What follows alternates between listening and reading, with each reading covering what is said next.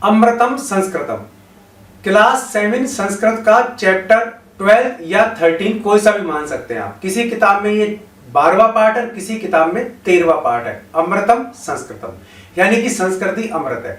आज इस पार्ट का ट्रांसलेशन देखेंगे हिंदी में और इसके अलावा इसके क्वेश्चन आंसर भी देखेंगे। लेकिन इस पार्ट की एक विशेषता ये है कि शब्द रूप का इकारांत स्त्रीलिंग वाला जो पार्ट है वो आपसे यहाँ काफी सारे सवाल बना करके पूछे गए हैं। तो इकारांत स्त्रीलिंग के शब्द रूप हम कैसे बनाएं संस्कृत ग्रामर में, ये मैं आपको इस वीडियो में बता रहा हूं, इसके हिंदी ट्रांसलेशन क्वेश्चन आंसर के साथ साथ। तो मेरे साथ वीडियो में आपको अंत तक बने रहना है। स्वागत है आपका यूट्यूब चैनल पढ़ो अकेडमी पर। मैं हूं आपका दोस्त नितेश।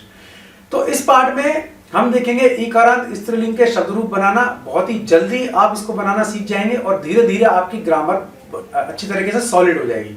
तो ये आपको फायदा मिलने वाला है। हिंदी ट्रांसलेशन और इसका सॉल्यूशन तो मैं आपको करवा ही रहा हूं। चलिए देख लेते हैं लेसन नंबर या चैप्टर नंबर 12 या 13 Amritam Sanskritam class 7 Sanskrit NCERT CBSE RBSE कोई सा भी बोर्ड हो, सब में ये पार्ट आपको मिल जाएगा। अब आप देखेंगे क्लास 7 का पार्ट अमृतम संस्कृतम। कहीं तो ये पार्ट है 12 यानी कि 12वां और कहीं है ये 13वां। तो जिसकी में 12वां है जिसकी में 13वां है, कोई सा भी पार्ट का नंबर हो सकता है, चैप्टर नंबर कोई सा भी हो सकता है, 12 या 13 और लेकिन पार्ट याद रखो अमृतम संस्कृतम। और आप देख रहे हैं यूट्यूब चैनल पढ़ो अकेडमी।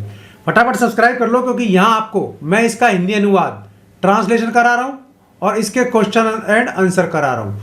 साथ साथ इसमें इकारांत पुल्लिंग और साथ साथ इसमें इकारांत स्त्रीलिंग शब्द रूप भी हैं। तो मैं आपको बनाना बताऊंगा किस प्रकार बनाए जाएंगे। तो सबसे पहले हम इसका देख लेते हैं हिंदी ट्रांसलेशन। चलिए शुरू करते हैं इसका हिंदी ट्रांसलेशन। विश्वस्य उपलब्धासु भाषासु संस्कृत भाषा प्राचीनतमा भाषा अस्ति। विश्व की उपलब्ध भाषाओं में संस्कृत भाषा प्राचीनतम यानी कि सबसे प्राचीन भाषा है। विश्व में उपलब्ध भाषाओं में संस्कृत भाषा सबसे प्राचीन भाषा है। भाषेयम् अनेकाशाम भाषाणाम जननी मता। भाषेयम् यह भाषा, भाषेयम् का मतलब देखो यह है भाषा थोड़ा साफ लिखता हूं, भाषा प्लस इयम। तो आ प्लस ई बराबर ए बनता है यानी कि गुण संधि होती है।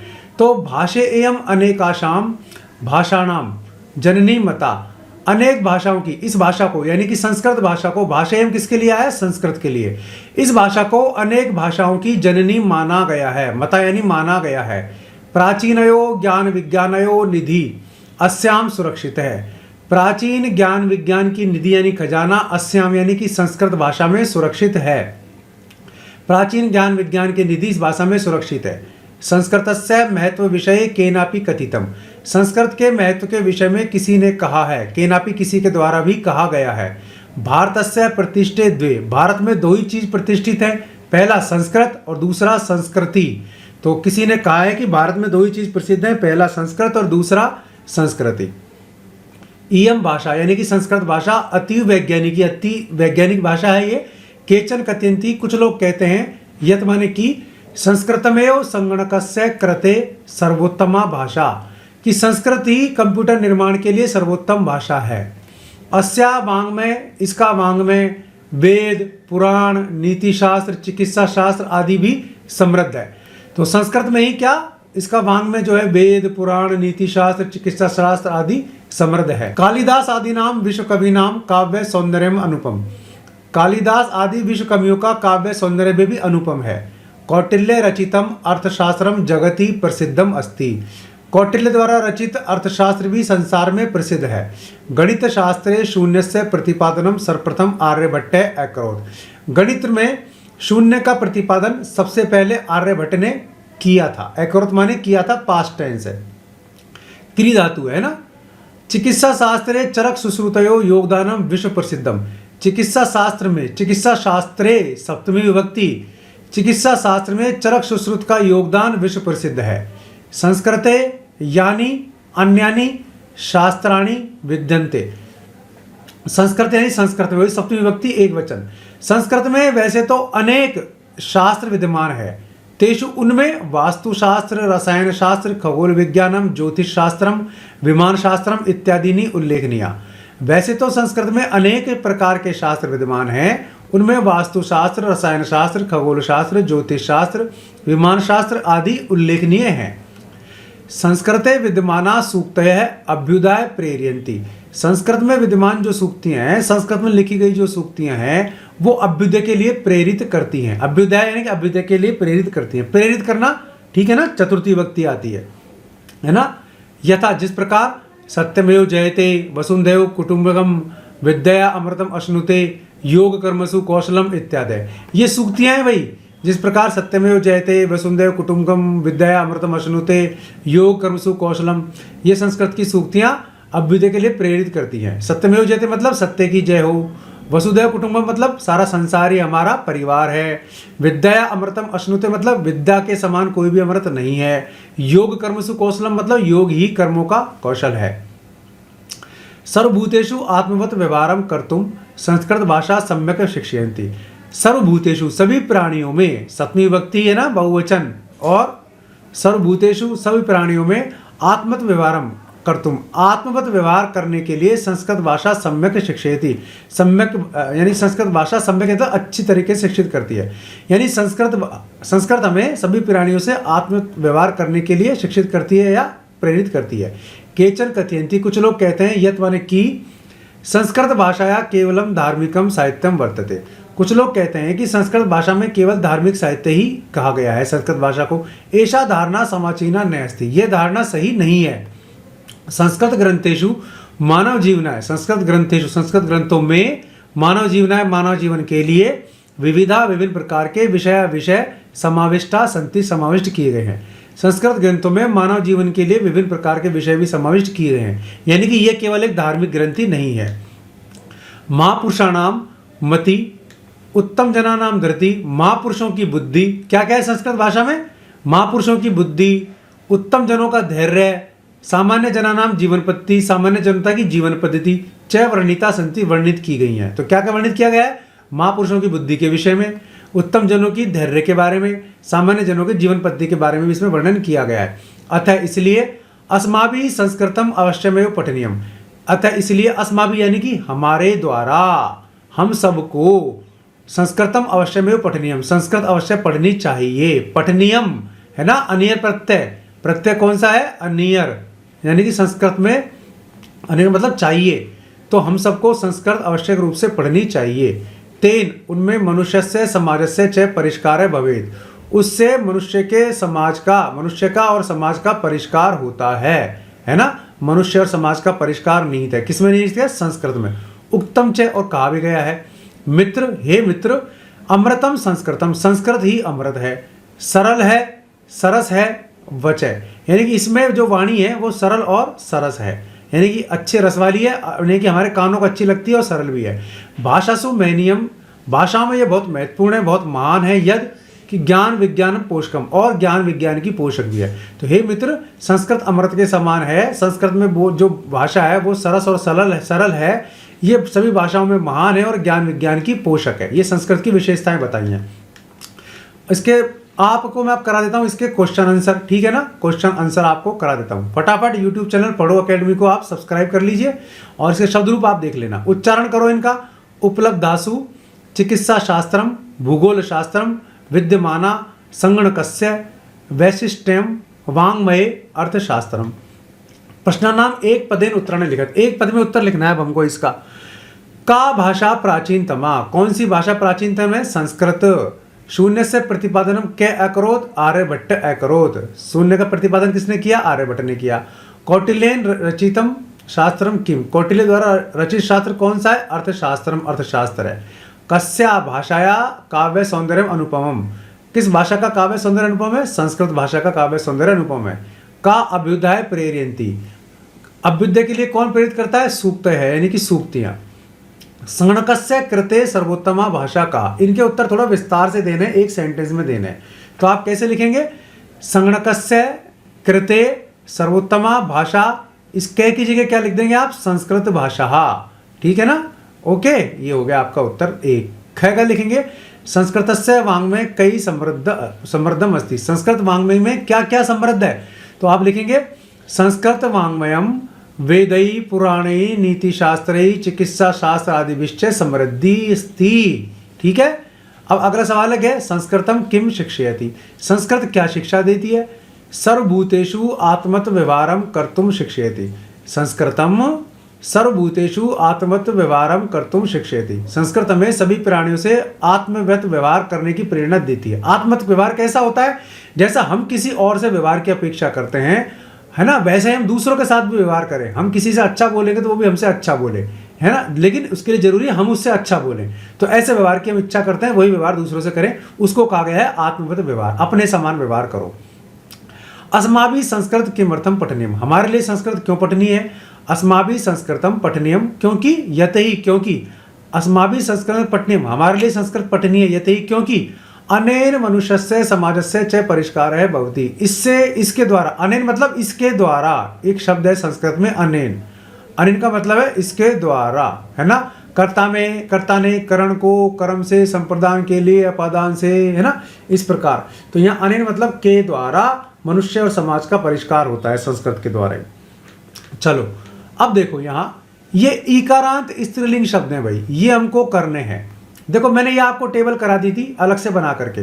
अब इसमें ये तो स्त्रीलिंग वाला पार्ट रहा, और ये है इकारांत, छोटी ई है ना, तो देखो ये छोटी ई भी यहाँ पे शामिल है। तो इसमें मैं आपको एक वचन के रूप, एक वचन में प्रथमा, द्वितीय, तृतीया, चतुर्थी, पंचमी, षष्ठी, सप्तमी कैसे बनेंगे बता चुका। इकारांत में आपको कोई भी मूल शब्द आ जाए, उसमें तृतीया में या जोड़ना है, चतुर्थी में यही, पंचमी में यह, षष्ठी में भी यह और सप्तमी में याम, ये जोड़ देने हैं। अब प्रथमा द्वितीय के रूप आपको याद करने पड़ेंगे, ठीक है। तो अब देखते हैं हम यहाँ, तो सबसे पहले हम यही देखते हैं, जैसे गति है ना, गति का प्रथमा में रूप बनेगा गति, गति, गतय है। अब ये मति का हमसे बनवा रहा है, तो मति का इस प्रकार हम बना देंगे इसको देख करके। तो यहाँ हम देखेंगे मति, है ना, और देखो मति में तो केवल विसर्ग लगा है मूल शब्द में, ये मूल शब्द छोटी की मात्रा है, केवल विसर्ग लग गया। लेकिन जब हम इसकी द्वितीय विभक्ति बनाएंगे या बहुवचन बनाएंगे, सॉरी द्वितीय विभक्ति नहीं, इसका द्विवचन जब हम बनाएंगे तो इसमें ये मात्रा आपकी बड़ी हो जाएगी, मैं और ये ती, देखो यहाँ मात्रा बड़ी हो रही है ऊपर भी, और मतय है। क्लियर। तो एक तो आपको ये याद रखना है कि द्विवचन में मात्रा बड़ी होती है, ठीक है ना, प्रथमा के में।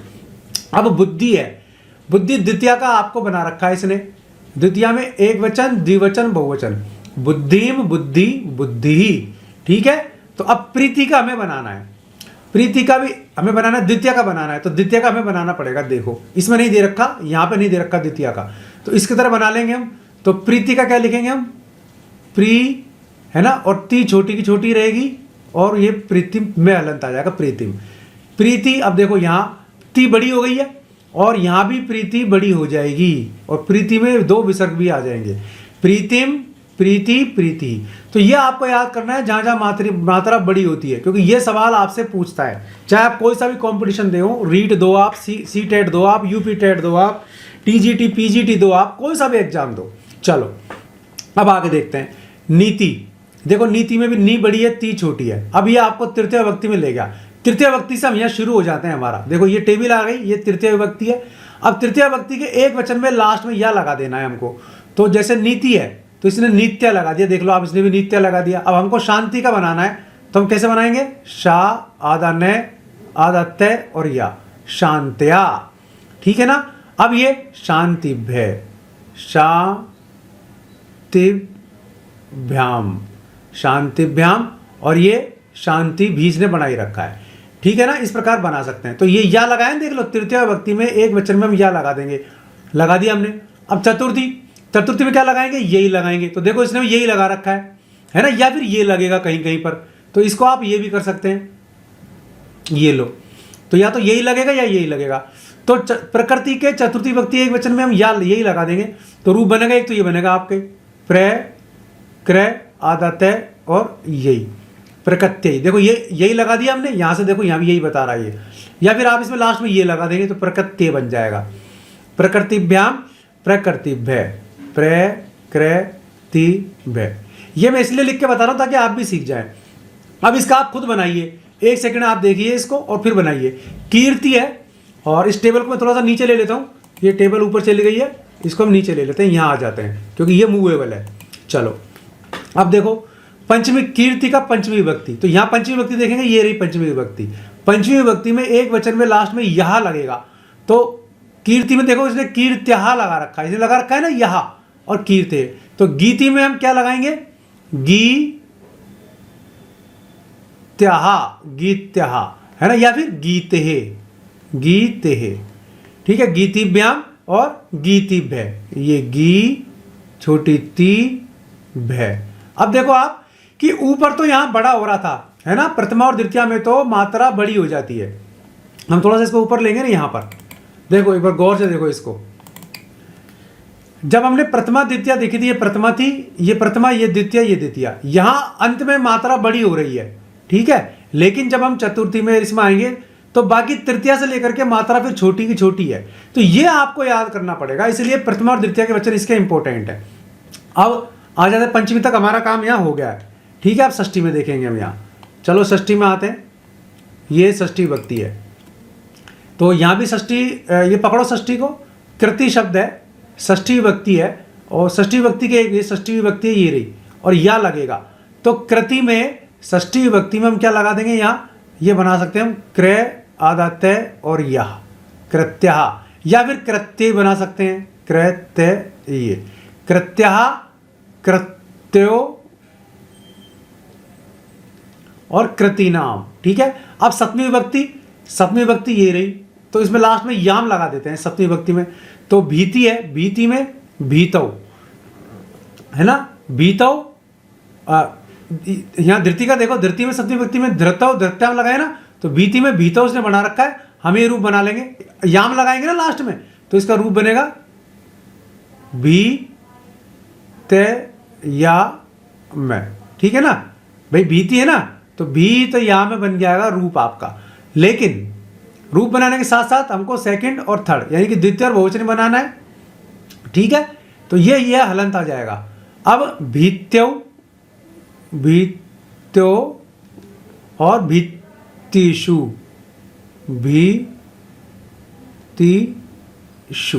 इसमें आधा नहीं आएगा, ठीक है। अब मति, संबोधन मति का हे मते, हे मति, हे मते, तो इस प्रकार आप बना सकते हैं। अगर स्त्रीलिंग हो आपके शब्द, चाहे वो आकारांत हो, चाहे ईकारांत हो, चाहे बड़ी ई हो, चाहे उकारांत हो, चाहे उकारांत हो, तो ईकारांत और आकारांत, ईकारांत और ईकारांत में हमको तृतीया से लेकर के सप्तमी तक या, यही, या, याम, इनको लगा करके रूप बना लेने हैं। क्लियर है? चलिए अब अगला देखते हैं। फटाफट यूट्यूब चैनल पढ़ो अकेडमी को सब्सक्राइब कर लो, और ये संस्कृत ग्रामर आपको इस तरीके से कोई नहीं पढ़ाएगा। अब इनका प्रश्न निर्माण करो। तो देखो, जो अंडरलाइन वर्ड हैं उनकी जगह आप ये वाले लिख दो तो आपके क्वेश्चन बन जाएगा। जैसे संस्कृते ज्ञान विज्ञानयो कः सुरक्षितो अस्ति, संस्कृतमयो संगणकस्य कृते सर्वोत्तमा भाषा, संस्कृतमयो कस्य कृते सर्वोत्तमा भाषा, शल्य क्रियाया वर्णनम कस्मिन् अस्ति, वरिष्ठान प्रति अस्माभिः प्रियम व्यवहर्तव्यम। तो कान प्रति अस्माभिः प्रियम वर्तव्यम, हमें किसके प्रति प्रिय व्यवहार करना चाहिए। अब यहाँ आ जाओ, विभक्ति वचन आपको बताना है। तो जैसे गति प्रथमा विभक्ति है और इसका एक वचन का रूप है। नीतिम द्वितीय विभक्ति है और एक वचन का रूप है। सूक्तय है प्रथमा विभक्ति है और एक बहुवचन का रूप है। शांत्या तृतीय विभक्ति है, एक वचन का रूप है। या ये याम था ना, तो इस तरह तृतीया में देखो बन गया, या लग गया इसमें शांत्या। प्रीत्यय चतुर्थी विभक्ति है, एक वचन है। मतीशु, जहाँ शु आ जाए वो सप्तमी विभक्ति होती है हमेशा। ऊपर आई की मात्रा आएगी तो अक्सर चतुर्थी होती है। आ होता है तो तृतीय विभक्ति होती है। तो मतीशु सप्तमी विभक्ति बहुवचन में ही आता है। जहाँ शु लग जाए वहाँ सप्तमी विभक्ति बहुवचन में ही आएगा। ये इस तरीके से पहचान आप कर सकते हैं। चलिए अब अगला सवाल, इनको मिलाना है। कौटिल्यन, कौटिल्य का क्या फेमस था? कौटिल्य का अर्थशास्त्र फेमस था, अर्थशास्त्र रचितम। चिकित्सा शास्त्र, चिकित्सा शास्त्र किसके द्वारा रचा गया? चरक सुश्रुतयो योगदानम, चरक सुश्रुत का योगदान है चिकित्सा शास्त्र में। शून्य से आविष्कार करता, शून्य का आविष्कर्ता कौन है? शून्य का आविष्कर्ता है कौन? आर्यभट्ट। संस्कृतम, संस्कृत किसके लिए? ज्ञान विज्ञान की पोषक है संस्कृत। और सूक्त है, सूक्ति क्या है? अभ्युदय के लिए प्रेरित करती है। तो ये मिलान करना है आपको, बस यही करना है आपको, कुछ नहीं करना है इसमें। अब ये संस्कृति, स्मृति, नीति, सूक्ति, परिस्थिति, पद्धति, दृष्टि, धृति, शांति, प्रीति इत्यादि शब्दः मति शब्दवत स्त्रीलिंगे प्रयुक्ता भवन्ति। अब देखो आप, ये क्या कह रहा है कि मति जो शब्द रूप है उसको आप याद कर लो, फिर इसी के हिसाब से आपके संस्कृति, स्मृति, नीति, सूक्ति, परिस्थिति, पद्धति, दृष्टि, धृति, शांति, प्रीति, ये रूप आपके मति के समान चलेंगे। तो ये शब्द रूप कैसा है? इकारांत। कैसा है? इकारांत। तो इकारांत मैंने आपको बताया था क्या लगाएंगे अपन? प्रथमा से द्वितीया, है ना, इनको तो हम छोड़ देंगे।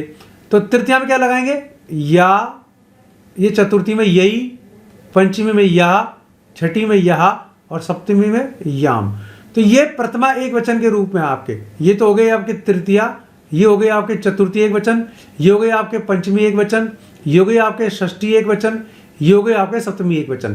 तो अंत में यही रूप लगा देना है। अब देखो, जैसे संस्कृति है, संस्कृति का तृतीया एक वचन कैसे बनाएंगे, संस्कृत्या, ऐसे संस्कृत्या,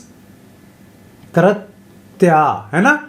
अब संस्कृति का चतुर्थी एक वचन कैसे बनाएंगे, संस्कृत्यई, संस्कृत्यई, इस तरीके से। अब जैसे सूक्ति है, सूक्ति का सप्तमी एक वचन कैसे बनाएंगे, सूक्तयाम, सूक्तयाम, याम लग गया ना सप्तमी एक वचन में। ऐसे ही आपके शांति है, शांति का पंचमी एक वचन कैसे बनाओगे आप, शांतयाः, ऐसे बनाओगे आप, शांतयाः, है ना। षष्ठी भी ऐसे बनेगा, शांतया। इसी प्रकार आप रूप बना सकते हैं। मति है, मति कैसे बनाओगे आप, मान लीजिए आपको मति का बनाना है द्वितीय एक वचन, तो रूप कैसे बनेगा, मैं तय और ये यही लग जाएगा, मत्तई, ठीक है ना, और ये आधा अक्षर हो जाएगा। इस प्रकार आपको बनाना है। एतेषाम शब्दानाम चतुर्थी पंचमी षष्ठी सप्तमी विभक्ति नाम एक वचने द्वे द्वे रूपे भवत है। इनके दो दो वचन हो। देखो ये कह रहा है कि इन शब्दों के चतुर्थी पंचमी षष्ठी सप्तमी विभक्ति में एक वचन में दो दो रूप होते हैं। देखो हमने ऊपर भी देखा था ना, ये यहां पे हम आ जाते हैं। तो ये कह रहा है इसका कि चतुर्थी पंचमी षष्ठी और सप्तमी में एक वचन के दो दो रूप हो रहे हैं, सूक्ते सूक्तया, कीर्त्या कीर्ते, गीत्या गीते, प्रकृत्या प्रकृत्य, इस तरीके से। तो ये यही बात कह रहा है आपको कि इसके दो दो रूप होते हैं। अब आपको इनको बनाना है गणित शास्त्र में, यानी कि मैथमेटिक्स, चिकित्सा शास्त्र, मेडिकल साइंस, वास्तुशास्त्र, आर्किटेक्चर, ये तो आपको नाम दिए हुए हैं। तो इस प्रकार से आप इनको रूप वगैरह को याद रखना। अभी कोई दिक्कत है तो आप पूछ सकते हैं। फटाफट पढ़ो अकेडमी यूट्यूब चैनल को सब्सक्राइब कर लो और ये टेबल भाई अच्छे से पढ़ लेना। मैंने इस पर अलग से वीडियो बनाया हुआ है। आप सभी शब्द रूपों को इस टेबल की मदद से बना सकते हो, खास करके एक वचन, है ना, और तृतीया सप्तमी तक। ऋकारांत में सारे बना सकते हो। बाकी द्विवचन और बहुवचन में क्या है, तो उसमें तो भ्याम, भी, बिस यही लगते हैं, तो उनमें ज्यादा दिक्कत नहीं आती है। इसलिए एक वचन ही कठिन होता है, तो वो मैंने आपको बता दिया है। तो उम्मीद है आपको वीडियो अच्छा लगा होगा और संस्कृत में आप शब्द रूप बनाना सीख गए होंगे ईकारांत स्त्रीलिंग के। इसके अलावा कोई आपकी परेशानी है, कोई आपका क्वेश्चन करना है, तो कमेंट बॉक्स में आप पूछ सकते हैं, मैं आपको जवाब देने की कोशिश करूंगा। चैनल को सब्सक्राइब कर लीजिए, वीडियो को लाइक कर दीजिए और बेल आइकन दबा दीजिए ताकि आप तक वीडियोस के नोटिफिकेशन पहुंचते रहें। आज के लिए इस वीडियो में बस इतना ही। ऐसे किसी यूट्यूब वीडियो में फिर मिलूंगा, तब तक के लिए नमस्कार।